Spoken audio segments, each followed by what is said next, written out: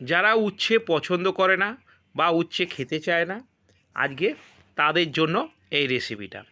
প্রথমে বড় বড় উচ্ছে নিয়ে সেগুলোকে চাক চাক করে কেটে মাঝখান থেকে বীজগুলো ফেলে দিতে হবে।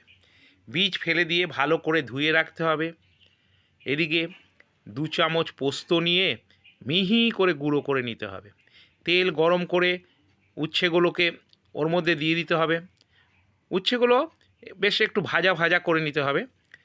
যখন ভাজা ভাজা হয়ে যাবে তখন ওর মধ্যে একটু হলুদ আর নুন দিয়ে দিতে হবে।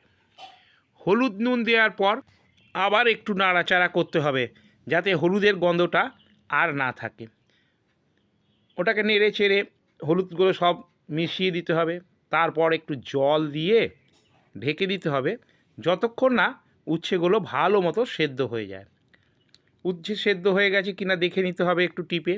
তারপর 2 চামচ চিনি দিয়ে দিতে হবে।